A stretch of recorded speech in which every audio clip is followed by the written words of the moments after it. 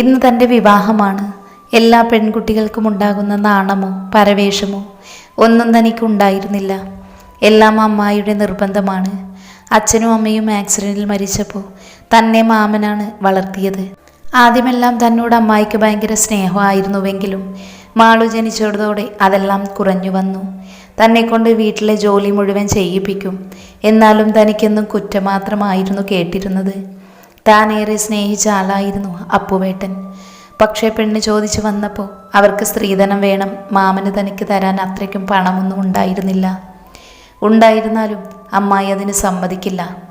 അച്ഛനും അമ്മയ്ക്കും ഒരു ചെറിയ ഓടിട്ട വീടായിരുന്നു. ഏറിപ്പോയാൽ ഒരു 5 സെൻറ്റ് മാത്രമേ അതുണ്ടാവൂ. അതുകൊണ്ട് ഒന്നും സാധിക്കില്ല. പിന്നെ തൻ്റെ അച്ഛനും അമ്മയ്ക്കും ഉറങ്ങുന്ന മണ്ണാണ്. അത് വിൽക്കാൻ സാധിക്കുകയുമില്ല. അതുകൊണ്ട് തന്നെ അവിടെ തീർന്നതാണ് തൻ്റെ പ്രണയം. എനിക്ക് സ്വയം പുച്ഛം തോന്നുന്നു. ഇങ്ങനെ ഒരു നട്ടലില്ലാത്തവനെയാണല്ലോ താൻ സ്നേഹിച്ചത് എന്നോർത്ത് മാമൻ്റെ ഒരു അകന്ന ബന്ധു വഴിയുള്ള കല്യാണാലോചനയാണ്. താനിതുവരെ അയാളെ നേരിൽ കണ്ടിട്ടുകൂടെയില്ല. അമ്മായിയുടെ നിർബന്ധം കാരണമാണ് വേഗം വിവാഹമെന്ന്. എൻ്റെ ശല്യം വേഗം തീർന്നു കിട്ടുമല്ലോ എന്ന് ഓർത്തിട്ടാവും തൻ്റെ സമ്മതം പോലും ചോദിച്ചിട്ടില്ല. മാമൻ അമ്മായി പറഞ്ഞതിൽ നിന്ന് മാറ്റവും ഉണ്ടാവില്ല എന്നറിയാം. എങ്കിലും കോടീശ്വരനാണെന്ന് മാളു പറഞ്ഞിരുന്നു. പക്ഷേ തന്നെ അങ്ങനെ ഒരു കോടീശ്വരന് വിവാഹം ചെയ്ത് കൊടുക്കാൻ ഒരിക്കലും അമ്മായി സമ്മതിക്കാൻ സാധ്യതയില്ല. പിന്നെ ഇതിൻ്റെ പുറകിൽ എന്താ കാര്യമെന്ന് തനിക്കറിയില്ല. മാളുവിനെ പിരിയുന്ന കാര്യത്തിൽ മാത്രമേ എനിക്ക് വിഷമമുള്ളൂ. അവൾക്ക് ഞാനെന്ന് വെച്ച ജീവനാണ്. താലി ചാർത്തിക്കോളൂ എന്ന പൂജാരിയുടെ ശബ്ദമാണ് എന്നെ ഓർമ്മകളിൽ നിന്ന് ഉണർത്തിയത്. ഒരു തണുപ്പൻ തൻ്റെ കഴുത്തിൽ അനുഭവപ്പെട്ടപ്പോഴാണ് താൻ മറ്റൊരാളുടെ ഭാര്യയായി എന്ന് മനസ്സിലായത്. അമ്പലത്തിൽ വെച്ചായിരുന്നു താലികെട്ട്. അമ്മായി തന്നെ അയാളുടെ അടുത്ത് കൊണ്ടുപോയി നിർത്തിയപ്പോഴാണ് ഞാൻ ആ മുഖത്തേക്ക് നോക്കിയത്. 2 കാപ്പി കുഞ്ഞി കണ്ണുകൾ, താടിയും മീശയുമെല്ലാം വെട്ടിയൊതുക്കി വെച്ചിരിക്കുന്നു. അമ്മയുടെ കയ്യിൽ പിടിച്ച് നിൽക്കുകയാണ്. വീട്ടിലേക്ക് പോവാൻ വേണ്ടി വാശി പിടിക്കുന്നുണ്ട്. അപ്പോഴാണ് താൻ ആ സത്യം മനസ്സിലാക്കുന്നത്. അയാൾ ഒരു മാനസിക രോഗിയാണെന്ന്, തന്നെ അമ്മായി പണത്തിനു വേണ്ടി വിൽക്കുകയാണെന്നും. ഒന്നും മിണ്ടിയില്ല. വെറും നിർവികാരത മാത്രമായിരുന്നു. തൻ്റെ ഉള്ളിൽ കൃഷ്ണനോട് മനമുരുകി പ്രാർത്ഥിച്ചു. അയാളുടെ കൂടെ താൻ എങ്ങനെ ജീവിക്കും? ഞാൻ കാരണം ആർക്കും ഒരു ബുദ്ധിമുട്ടും ഉണ്ടാവരുതേ കൃഷ്ണ. നീ എന്തിനു വേണ്ടിയാ എന്നെ ഇങ്ങനെ പരീക്ഷിക്കുന്നേ? എന്ത് തെറ്റാ ഞാൻ നിന്നോട് ചെയ്തത്? ഈ കുട്ടിയുടെ വിധി ഇങ്ങനെ ഒരുത്തന് സഹിക്കേണ്ടി വന്നു എന്ന് ഓരോരുത്തരടക്കം പറയുന്നുണ്ട്. തൻ്റെ വിധിയെക്കുറിച്ച് ഓർത്തിട്ടൊന്നുമല്ല ഇവർക്കൊന്നും സങ്കടം. സംസാരിക്കാൻ ഒരു വിഷയം കിട്ടിയല്ലോ, അതുമാത്രം. സമയം കുറേയായി, നമുക്കിറങ്ങിയാലോ? പറഞ്ഞത് ശരിയാ, സമയം വൈകിക്കേണ്ട. ഗൃഹപ്രവേശനം ഉള്ളതല്ലേ. ആരൊക്കെ പറഞ്ഞതനുസരിച്ച് താൻ കാറിലേക്ക് കയറി. ഓരോന്നും ഒന്നും പറയാനും കരയാനും ഉണ്ടായിരുന്നില്ല. കാരണം കരഞ്ഞു കരഞ്ഞ് കണ്ണീരെല്ലാം വറ്റിയിരുന്നു. വീടെത്തിയത് പോലും അറിഞ്ഞിരുന്നില്ല. കാറിൻ്റെ ഡോറ് ശക്തിയിൽ അടച്ചപ്പോഴാണ് താൻ അത് മനസ്സിലാക്കിയത്. മോളുവാ, അകത്തേക്ക് കയറാം. ആ നിലവിളക്ക് പിടിച്ച് കയറുമ്പോൾ ഒന്ന് മാത്രമേ ഞാൻ പ്രാർത്ഥിച്ചുള്ളൂ. ഞാൻ കാരണം ഇവർക്കൊരു ബുദ്ധിമുട്ടും ഉണ്ടാവരുത്. മോൾക്ക് നല്ല ക്ഷീണം കാണും. അമ്മു, ഏട്ടത്തിക്ക് പോയി മുറി കാണിച്ചു കൊടുക്ക്. ശരിയമ്മേ. ചേച്ചി വാ.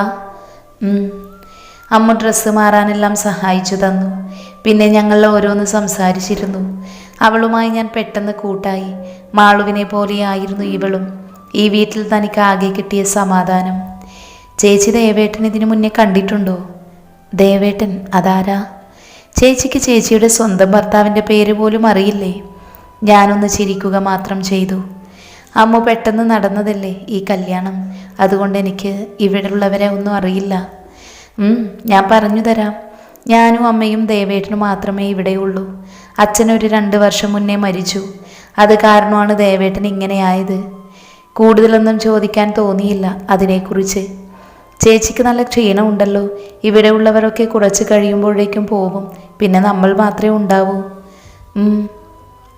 അമ്മു, ചേച്ചിയെ കൂട്ടി താഴേക്ക് വാ. അമ്മ വിളിക്കുന്നുണ്ട്. ചേച്ചി വാ, താഴേക്ക് പോവാം. വരുവാ. മോള് വന്നേ. ഇത് ദേവൻ്റെ അമ്മായിയും മക്കളും ആണ്. ഇവളും നിൻ്റെ അതേ പ്രായമാണ്, മീനാക്ഷി. ഞാൻ അവരോട് ചിരിച്ചു. പക്ഷേ അവരുടെ എല്ലാ മുഖത്ത് തന്നോടുള്ള പുച്ഛം മാത്രമായിരുന്നു. തന്നെ ചൂഴ്ന്നു നോക്കിക്കൊണ്ടിരിക്കുകയായിരുന്നു മീനാക്ഷി. ദേവന് വേറെ പെണ്ണൊന്നും കിട്ടിയില്ലേ ചേച്ചി? കുറച്ചുകൂടെ പണമുള്ള വീട്ടിൽ നിന്ന് നോക്കിയാൽ പോരായിരുന്നോ? ഇവളൊക്കെ ചിലപ്പോൾ അവൻ്റെ പണം കണ്ട് വന്നതാവും. ആ വാക്ക് തൻ്റെ മനസ്സിനെ ആഴത്തിൽ മുറിവേൽപ്പിച്ചെങ്കിലും ഒന്നും തിരിച്ചു പറഞ്ഞില്ല. എൻ്റെ കണ്ണുകളെല്ലാം നിറഞ്ഞെങ്കിലും കഷ്ടപ്പെട്ട് അവയെ തടഞ്ഞു നിർത്താൻ ശ്രമിച്ചു. നീ നിന്റെ കാര്യം നോക്കിയാൽ മതി ലക്ഷ്മി. ഞങ്ങൾ ഞങ്ങളുടെ കുട്ടിക്കൊരു ജീവിതമുണ്ടായി കാണാൻ വേണ്ടി കാത്തിരുന്നതാ. ഇനി നീ അതിൽ പ്രശ്നം ഉണ്ടാക്കാൻ വരരുത്. ഓ ചേച്ചി, ഇപ്പം അങ്ങനെയൊക്കെ ആയോ? ലക്ഷ്മി, നീ ഒരു പ്രശ്നം ഉണ്ടാക്കാതെ പോവാൻ നോക്കിയേ. ഞാൻ പോവാൻ തന്നെ വന്നതാ, അല്ലാതെ ഇവിടെ നിൽക്കാൻ വേണ്ടിയല്ല. പിന്നെ ഒരു കാര്യം നീ ഓർത്തോ, അവനൊരു ഭ്രാന്തനാ. ജീവിതകാലം മുഴുവൻ അങ്ങനെ തന്നെ ആയിരിക്കും. അങ്ങനെയുള്ളവനെ നോക്കി ജീവിക്കാനേ നിന്നെ പോലെയുള്ളവർക്കൊക്കെ യോഗമുള്ളൂ. അവർ പുച്ഛത്തോടെ അവളോട് പറഞ്ഞ് അവരുടെ മക്കളെയും വിളിച്ച് അവിടെ നിന്ന് പോയി. ചേച്ചി, അവർ പറഞ്ഞത് കാര്യമാക്കണ്ട. അവർ അങ്ങനെ തന്നെയാ. എല്ലാവരെയും കുത്തി നോവിക്കാൻ വേണ്ടി മാത്രമാണ് അവർ വാതുറക്കുന്നത് തന്നെ. മോൾക്ക് വിഷമായി കാണുമല്ലേ? ഏയ് ഇല്ലമ്മ, എനിക്ക് മോളുടെ മുഖം കണ്ടാൽ അത് മനസ്സിലാവുന്നുണ്ട്. ഞാനൊരു വിളറിയ പുഞ്ചിരി ചിരിച്ചു. മോള് വിഷമിക്കേണ്ട, അവർ ഇങ്ങനെയൊക്കെ പറയും. എൻ്റെ മോന് പാവമാ. അവൻ്റെ അച്ഛനെ കുത്തിക്കൊല്ലുന്നത് അവൻ്റെ കണ്ണിലൂടെ കണ്ടതാ. അതിനുശേഷമാണ് അവൻ ഇങ്ങനെ ആയത്. ആദ്യമെല്ലാം നല്ല ഉപദ്രവമായിരുന്നു. ഓരോ ഹോം നേഴ്സിനെ വെക്കുമ്പോഴും അവരെ അവൻ ഉപദ്രവിക്കും. അത് പേടിച്ച് അവർ ജോലി നിർത്തി പോവും. അവരും പിന്നെ അത്രയ്ക്ക് നന്നായി നോക്കില്ലല്ലോ. അവരുടെ ജോലി മാത്രമല്ലേ ചെയ്യൂ. ഇപ്പം ചെറുതായി അവന് മാറ്റങ്ങൾ കണ്ടു തുടങ്ങിയിട്ടുണ്ട്. അപ്പോഴാണ് ഡോക്ടർ പറഞ്ഞത്, ഒരു വിവാഹം കഴിച്ചാൽ ചിലപ്പോൾ അവൻ പഴയ പോലെ ആവുമെന്ന്. മോളുടെ ജീവിതം വെച്ച് അമ്മ പരീക്ഷിച്ചു എന്ന് തോന്നുന്നുണ്ടാവുമല്ലേ? ഈ അമ്മയോട് മോൾ ക്ഷമിക്കണം. എൻ്റെ മോൻ്റെ ജീവിതം മാത്രമേ ഈ അമ്മ മുന്നിൽ കണ്ടിട്ടുള്ളൂ. മോളുടെ മാമനും അമ്മായും നിനക്ക് ഈ കല്യാണത്തിന് സമ്മതമാണെന്ന് പറഞ്ഞപ്പോൾ ശരിക്കും ഞാൻ അമ്പരപ്പെട്ടിരുന്നു. ഈ കാലത്ത് ആരെങ്കിലും ഇങ്ങനെ ഒരാളെ വിവാഹം കഴിക്കാൻ സമ്മതിക്കുമോ എന്ന്. പിന്നെ ഓർത്തത് പണത്തിന് വേണ്ടി ആയിരിക്കുമോ എന്നെല്ലാം ഞാൻ ആലോചിച്ചു. ഇപ്പോഴായി എനിക്ക് മനസ്സിലായത്, എൻ്റെ മോൻ ഭാഗ്യം ചെയ്തവനാ. അല്ലെങ്കിൽ മോളെ പോലെ ഒരാളെ ദൈവം എൻ്റെ കുട്ടിക്ക് കൊടുക്കൂ. അമ്മ അത് പറഞ്ഞ് കണ്ണു തുടച്ചു. അമ്മ കരയല്ലേ, ദേവേട്ടൻ്റെ അസുഖമെല്ലാം പെട്ടെന്ന് മാറും. ഞാനല്ലേ പറയുന്നേ. മോളെ, എനിക്ക് വിശ്വാസമാണ്. ദൈവമായി അവനെ ഇനിയും പരീക്ഷിക്കില്ല എന്ന് വിചാരിക്കാം. അമ്മ വിഷമിക്കേണ്ട, ദേവേട്ടൻ്റെ അസുഖം പെട്ടെന്ന് മാറും. നമ്മുടെ പ്രാർത്ഥന ദൈവം കേൾക്കാതിരിക്കില്ല. പിന്നെ ഞാനുമില്ലേ കൂടെ. അമ്മയ്ക്ക് ഇപ്പോഴാണ് സമാധാനമായത്. ഇപ്പം എനിക്കൊരു വിശ്വാസമുണ്ട്, എൻ്റെ മോൻ പഴയ പോലെ തന്നെ ആവുമെന്ന്. ആ അമ്മയെ സമാധാനിപ്പിച്ച് ഞാൻ റൂമിലേക്ക് പോയി. അവിടെ ബെഡിലിരുന്ന് ചിത്രം വരയ്ക്കുകയാണ് ദേവേട്ടൻ. കുഞ്ഞുകുട്ടിയുടെ മുഖഭാവങ്ങളാണ് മുഖത്ത്. കുറച്ചു നേരം ഞാൻ അങ്ങനെ നോക്കി നിന്നു. ആ അമ്മയ്ക്ക് വാക്കു കൊടുക്കുകയും ചെയ്തു.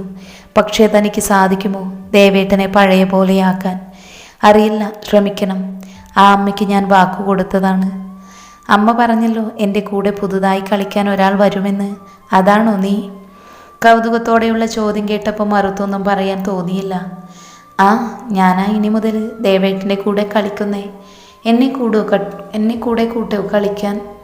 ആ, എന്നാ വാ, നമുക്ക് പോയി കളിക്കാം.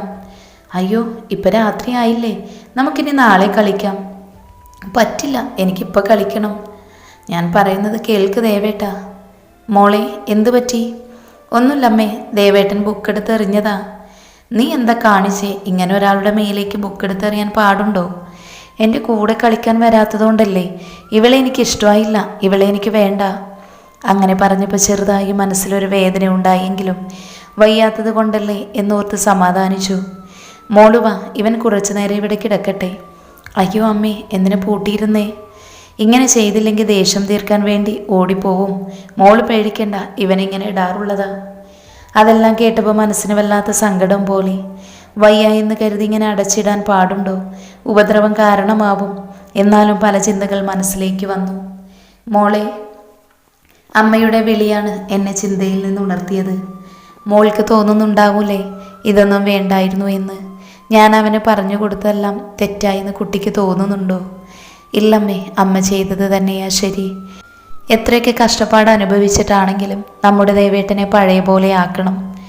ആ അമ്മ എൻ്റെ തലയിൽ തലോടി എന്നെ നോക്കി ചിരിച്ചു. ഞാൻ തിരിച്ചു. അതിൽ ഞങ്ങൾക്ക് ഉറപ്പുണ്ടായിരുന്നു, ദൈവം ഞങ്ങളെ കൈവിടില്ല എന്ന്. മോള് വാ, ഭക്ഷണം കഴിക്കാം. വേണ്ടമ്മേ, എനിക്ക് വിശപ്പില്ല. അങ്ങനെ പറഞ്ഞു പറ്റില്ല, മോള് വന്നേ. അത് പറഞ്ഞപ്പോൾ എൻ്റെ കണ്ണൊക്കെ നിറഞ്ഞു. തനിക്ക് ആദ്യമായിട്ടാണ് ഒരമ്മയുടെ സ്നേഹം കിട്ടുന്നത്. മോളെന്തിനാ കരയുന്നേ? അമ്മയെ ഓർത്തുപോയി. അതിനാണോ? ഞാനും മോളുടെ അമ്മ തന്നെയല്ലേ. ഞാൻ അമ്മയെ കെട്ടിപ്പിടിച്ച് കരഞ്ഞു. അമ്മ എന്നെ സമാധാനിപ്പിക്കുകയും ചെയ്തു. എന്താ ഇവിടെ? ഒന്നുമില്ല, ഞങ്ങൾ അമ്മയും മോളും കൂടി കുശലം പറഞ്ഞതാ. എന്താ നിനക്ക്? ഓ, ഇപ്പം അങ്ങനെയൊക്കെ ആയില്ലേ? നമ്മളെ ഔട്ടാക്കി, അവൾ സങ്കടം അഭിനയിച്ചു പറഞ്ഞു. ഞങ്ങൾ രണ്ടുപേരും ഒരുപോലെ ചിരിച്ചു. ഞങ്ങൾ നിന്നെ അങ്ങനെ ഔട്ടാക്കൂ കാന്താരി? ഞാൻ അവളുടെ മൂക്കിൽ പിടിച്ചു പറഞ്ഞു. ദേവേട്ടന് ഭക്ഷണം കൊടുക്കണ്ടേ അമ്മേ? അവന് ഞാൻ റൂമിൽ പോയി കൊടുക്കുക ചെയ്യാം. ഇങ്ങോട്ട് വന്നാലേ ശരിയാവില്ല. എന്നാൽ ഇന്ന് ഞാൻ പോയി കൊടുത്തോട്ടെ? അത് വേണോ മോളെ? അവൻ നിന്നെ എന്തേലും ചെയ്യും. ഇല്ലമ്മേ, ഞാൻ ശ്രദ്ധിച്ചോളാം. ഇതാ ഭക്ഷണം. ഞാൻ കൊണ്ടുപോയി കൊടുത്തിട്ട് വരാം. ഞാൻ വരണോ കൂടെ? വേണ്ടമ്മ, ഇനി മുതൽ ഇത് ഞാൻ ചെയ്തോളാം. ഇവിടെ ആരെയും കാണുന്നില്ലല്ലോ. ദേവേട്ടൻ ഇതെവിടെ പോയി? സോറി, ഇതെവിടുന്ന ഇങ്ങനെ ഒരു ശബ്ദം? ബാക്കിലേക്ക് തിരിഞ്ഞു നോക്കിയപ്പോൾ ദേവേട്ടൻ തെറ്റ് ചെയ്ത കുട്ടിയെ പോലെ താഴേക്ക് നോക്കി നിൽക്കുന്നുണ്ട്. ദേവേട്ടൻ ഇവിടെ നിൽക്കുകയായിരുന്നോ? ഞാൻ പേടിച്ചു പോയി. നീ എന്നോട് ക്ഷമിക്കോ? നീ എൻ്റെ കൂടെ കളിക്കാൻ വരാത്തത് കൊണ്ടല്ലേ ഞാൻ എറിഞ്ഞേ. ക്ഷമിക്കണം, പക്ഷേ ഞാൻ പറയുന്നതെല്ലാം അനുസരിക്കണം. ഓക്കെ, എന്നെൻ്റെ കൂടെ കളിക്കോ? കളിക്കും. അപ്പം ആ മുഖത്ത് ഭയങ്കര സന്തോഷമായിരുന്നു. അത് കണ്ടപ്പോൾ ഞാനും ചിരിച്ചു. എന്നാൽ ഈ ഭക്ഷണം കഴിക്കണം, എന്നാലേ ഞാൻ കളിക്കാൻ വരൂ. ഞാൻ കഴിക്കാം. ഇതാ, ഈ ഒരു ഉരുള കൂടി കഴിക്ക്. വേണ്ട, മതി. ഇതുകൂടെ പ്ലീസ്. നീ എന്നോട് പേര് പറഞ്ഞില്ലല്ലോ. നിന്നെ ഞാൻ എന്താ വിളിക്കാം? ചാരുശ്രീ. ദേവേട്ടൻ ചാരു എന്ന് വിളിച്ചോ? ഓക്കെ. മോളെ, അവൻ ഭക്ഷണം കഴിച്ചോ? കഴിച്ചമ്മേ. അത് പറഞ്ഞപ്പോൾ അമ്മയുടെ മുഖം ആശ്ചര്യം കൊണ്ട് വിടർന്നിരുന്നു. അവൻ ഞാൻ കൊടുത്താലല്ലാതെ വേറെ ആര് കൊടുത്താലും കഴിക്കില്ല. അവരുടെ മേലേക്ക് ഭക്ഷണം എടുത്തെറിയും. ഇതാദ്യമായിട്ടാ ഇങ്ങനെ.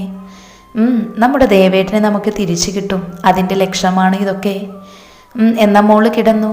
അവൻ്റെ റൂമിൻ്റെ അപ്പുറത്തൊരു മുറിയുണ്ട്, അതിൽ കിടന്നു. അവൻ ചിലപ്പോൾ രാത്രി ഉപദ്രവിക്കും. ഞാൻ ദേവേട്ടൻ്റെ കൂടെ കിടന്നോളാം അമ്മേ. അത് വേണോ മോളെ? അവൻ നിന്നെ ഉപദ്രവിക്കും. ഇല്ലമ്മേ, ഞാൻ ശ്രദ്ധിച്ചോളാം. അമ്മ സമ്മതിക്ക് പ്ലീസ്. ശരിയെന്നാ. ചാരു വന്നോ? ചാരു, ഇന്ന് എൻ്റെ കൂടെയാണോ കിടക്കുന്നേ? അതെ, ഇന്ന് ഞാൻ ദേവേട്ടൻ്റെ കൂടെയാണ് കിടക്കുന്നേ. ഞാൻ ബെഡ് വിരിച്ചുകൊണ്ട് പറഞ്ഞു. ആണോ? ഒരു ചെറിയ കുട്ടിയുടെ കൗതുകമുണ്ടായിരുന്നു ആ ചോദ്യത്തിൽ. അതെ. അപ്പം ചാരു എനിക്ക് കഥ പറഞ്ഞു തരുമോ? എനിക്ക് ആരും കഥ പറഞ്ഞു തരാറില്ല. എന്നെ ഇവിടെ രാത്രി പൂട്ടിയിടാറാണ് ചെയ്യാറ്. പലവട്ടം ഞാൻ പേടിച്ച് കരഞ്ഞിട്ടുണ്ട്. അപ്പം എന്നെ അടിക്കും. അതുകൊണ്ട് ആരും എൻ്റെ കൂടെ കിടക്കാറില്ല. സങ്കടത്തോടെ എന്നോട് പരാതി പറയുന്നത് കേട്ടപ്പോൾ എനിക്കും വിഷമം തോന്നി. അമ്മ പറഞ്ഞത് എനിക്കപ്പോൾ ഓർമ്മ വന്നു. ഡോക്ടർ പറഞ്ഞത് മെൻ്റൽ ഹോസ്പിറ്റൽ കൊണ്ടാക്കാമെന്നാ. പക്ഷേ ഞങ്ങൾക്ക് അവനെ അങ്ങനെ കാണാൻ പറ്റാത്തത് കൊണ്ടാണ് വീട്ടിലേക്ക് കൊണ്ടുവന്നത്. അതെല്ലാം ഓർത്തപ്പം സങ്കടം തോന്നി. എന്തിനാ ദൈവമേ ഇങ്ങനെ പരീക്ഷിക്കുന്നേ? തനിക്കൊരു ദിവസം കൊണ്ട് തന്നെ ഇവരെല്ലാം പ്രിയപ്പെട്ടവരായി മാറിയിരുന്നു. അതിനെന്താ, ഇപ്പം ഞാനില്ലേ ദേവേട്ടൻ്റെ കൂടെ? ഞാൻ ഒരുപാട് കഥ പറഞ്ഞു തരാലോ. ശരിക്കും പറഞ്ഞു തരുമോ? പറഞ്ഞു തരാം. അങ്ങനെ ഞങ്ങൾ കിടന്ന് ഒരുപാട് കഥകളെല്ലാം പറഞ്ഞു. പെട്ടെന്ന് ദേവേട്ടൻ എൻ്റെ മാറോട് ചേർന്ന് കെട്ടിപ്പിടിച്ച് കിടന്നു. പെട്ടെന്നായതുകൊണ്ട് ഞാൻ പേടിച്ചു പോയിരുന്നു. ആ കൈ വിടുവിടിക്കാൻ തോന്നിയില്ല. ചേർത്ത് പിടിച്ച ആ മുടിയിൽ തലോടിക്കൊണ്ടിരുന്നു. അപ്പോൾ എൻ്റെ ഉള്ളിൽ ഉണ്ടായിരുന്നത് വാത്സല്യം മാത്രമായിരുന്നു. തൻ്റെ മാറിലെ ചൂട് പറ്റി കിടക്കുന്ന ദേവേട്ടനെ കണ്ടപ്പോൾ അറിയാതെ ചുണ്ടിലൊരു പുഞ്ചിരി വിരിഞ്ഞു. ഒരു ദിവസം കൊണ്ട് തൻ്റെ ജീവിതം മാറി മറിയുകയും ആരുമില്ലാത്ത തനിക്ക് ആരൊക്കെയോ ഉണ്ടാവുകയും ചെയ്തതുപോലെ. അതോർത്ത് എൻ്റെ കണ്ണ് നിറഞ്ഞിരുന്നു. അങ്ങനെ ഓരോന്നാലോചിച്ച് എപ്പോഴോ ഞാനും മയക്കത്തിലേക്ക് വീണിരുന്നു.